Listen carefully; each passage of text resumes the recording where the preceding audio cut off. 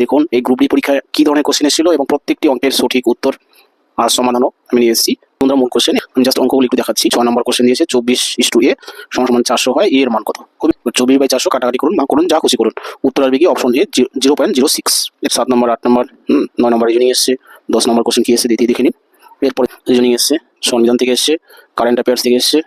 14 নম্বর একটা ভগ্নাংশের লব 10% কমানো হলে কত হচ্ছে 90, এবং হর 10% বাড়ানো হলে 10% বাড়লে কি হবে 110 হবে। নতুন ভগ্নাংশটি হয় কত 9/22। ভগ্নাংশটা এটার সাথে কি উল্টো ভাবে গুণ হয়ে যাবে, অর্থাৎ 9/22 ইন্টু 90/110 আসে, ওটা কত 110/90। ঠিক আছে, যেহেতু ভাগ এইটুকু আপনি নিজের মতো করে কাটাকাটি করুন আর উত্তর লিখুন, তাহলে 1/2 অপশন সি উত্তর, তাই না? দেখুন কোশ্চেনগুলো আমি জাস্ট অঙ্কের দিকে একটু নজর দিব। 19 নম্বর প্রশ্ন দেখুন, অঙ্ক এসছে দুটি সংখ্যার লসাগু 156 এবং গসাগু 13, একটি সংখ্যা 78 হলে অপরটি কত? খুবই সহজ, 156 ইন্টু 13, একে জাস্ট কি করবো অপর সংখ্যা দিয়ে আমরা ভাগ করে দিব। বাস এইটুকু আপনি কাটাকাটি করুন আর উত্তর 26 উত্তর চলে আসবে। দেখুন এরপরে 20 নম্বর কোশ্চেন দেখুন, খুবই সহজ এসছে। 21 নম্বর একটা অঙ্ক এসছে।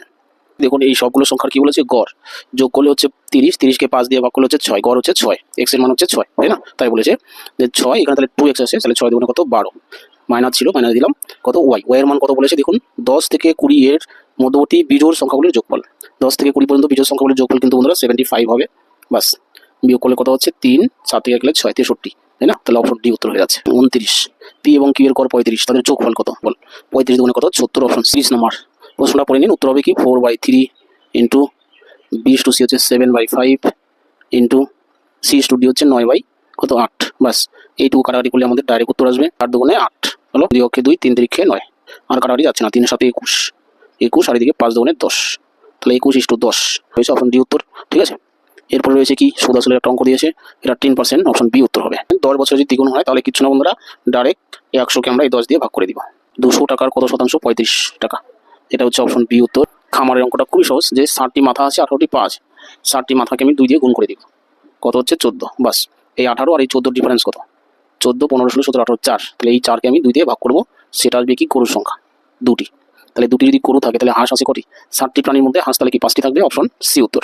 ঠিক আছে, 37 উত্তর বালুচরি, মনে রাখবেন বালুচরি শাড়ি, এর হচ্ছে বাঁকুড়ার বিষ্ণুপুর হবে উত্তর। ঠিক আছে, 38, কত টাকা বিনিয়োগ করলে 5 বছরে বার্ষিক 4% হারে সুদ হিসাবে 160 টাকা পাওয়া যাবে? তাহলে 160 টাকার উপরে লিখুন আর নিচে 5 বছরে 4% হারে, সেই পার্সেন্টের জন্য উপরে দুটো শূন্য দিয়ে দিলাম, অঙ্ক শেষ। 4 4 16, 3টি শূন্য, 5 8 40, 2টি শূন্য, 800 টাকা, অপশন ডি উত্তর। ঠিক আছে, 39, এই দুটি সংখ্যা যে বৃহত্তম সংখ্যা দ্বারা বিভাজ্য সেটি হচ্ছে কিছু না বন্ধুরা, এদেরকে আমরা কি করবো গসাগু করবো, সেই গসাগুটা কি হবে বন্ধুরা 121, অপশন বি উত্তর হবে। তো এই হলো বন্ধুরা আজকের ক্লাসটি ভালো লাগলে অবশ্যই লাইক কমেন্ট শেয়ার করবেন, চ্যানেলটি সাবস্ক্রাইব করবেন।